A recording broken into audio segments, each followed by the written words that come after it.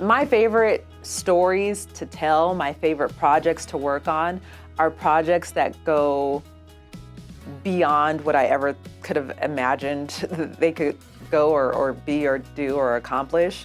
I have had stories that I've told where people in the community like rally together to show support and to help someone out of the kindness of their heart. And it's not like I was asking for that in the story or saying that the person I interviewed asked for that. It's just stories that can move the needle and not only, be entertaining for someone to watch, but to motivate people to make a change and to help other people. Those are my favorite stories to tell. I got involved in high school, pretty much just like you. We had a speech and debate class, and in that class, the teacher had a camera and allowed us to go around interviewing students for like the morning announcements and things like that. And I think even before then, I knew I wanted to be a news reporter. And so eventually I went to school for broadcast journalism, and from there, applied to lots and lots and lots of jobs, and finally I was a news reporter for quite a while at commercial TV stations. In high school, we didn't have a broadcast class or like a broadcast journalism class, but I had this really amazing teacher, and she also had a friend who worked as a television news reporter that she linked me up with so that I could job shadow that news reporter for the day.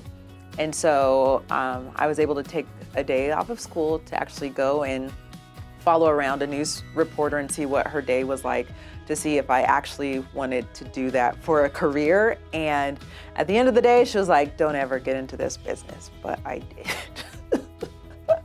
And I actually ran into her years later working in Columbus, Ohio. She was an anchor out there, and I was what is called a multimedia journalist. And we laughed about her saying not to ever get into the business. And I was like, well, I understand now. I didn't listen, but I understand now. I actually went to a lot of places before I got to Utah. What led me here, working in commercial news, I jumped from station to station.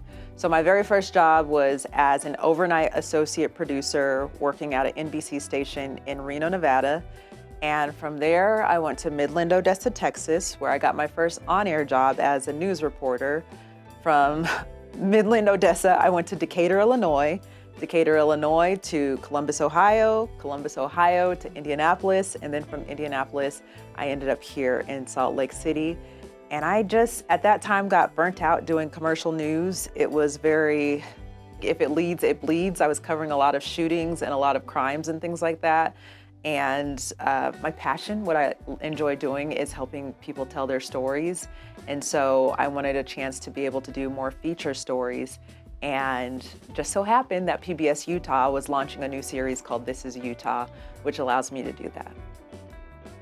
My favorite thing about my job is meeting new people and learning things that I didn't know before, just learning. That was one of my goals when I was thinking about what I wanted to do when I grow up, when I was a kid. I wanted to be in a space and work in a job or have a career where I'm learning something new every day. And that happens with what I do. Just about every day I'm learning something new.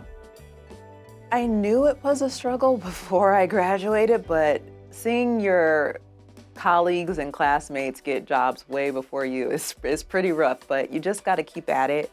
You just got to keep applying, and one day your time will come, and one day you'll also understand why your route wasn't as direct as some other people, because that job of being a overnight associate producer, then turned producer, helped me rise to the top of the competition when a weekend anchor reporter job opened up at the station in Decatur, Illinois that I worked at.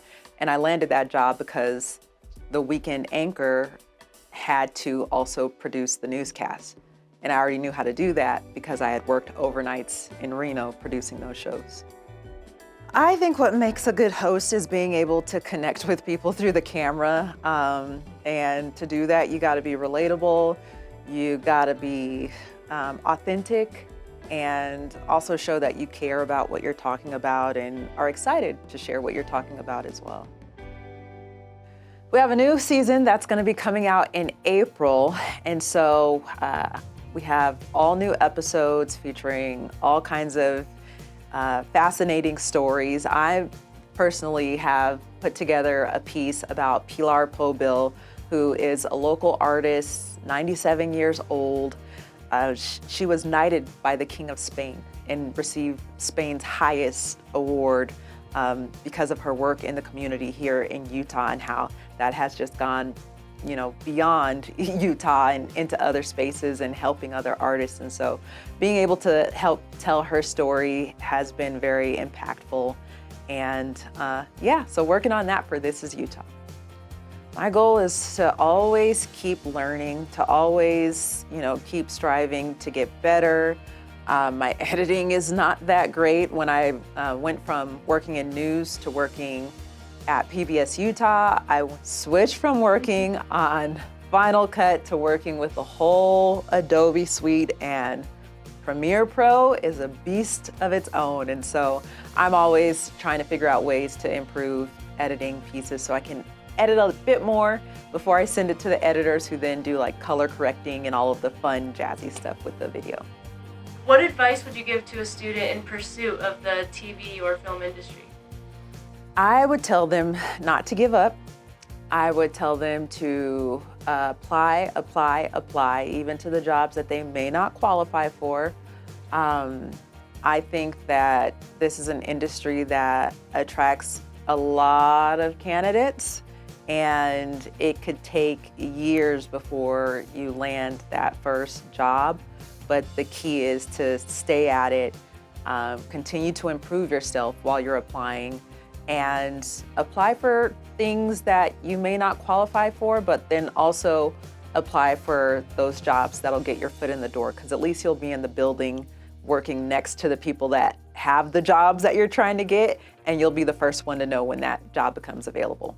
It just takes one yes to change your entire life and get you to where you want to be. So just keep trying no matter how long it takes. Great. Thank you so much for being on Students in Focus. I really loved interviewing you. Thanks for having me.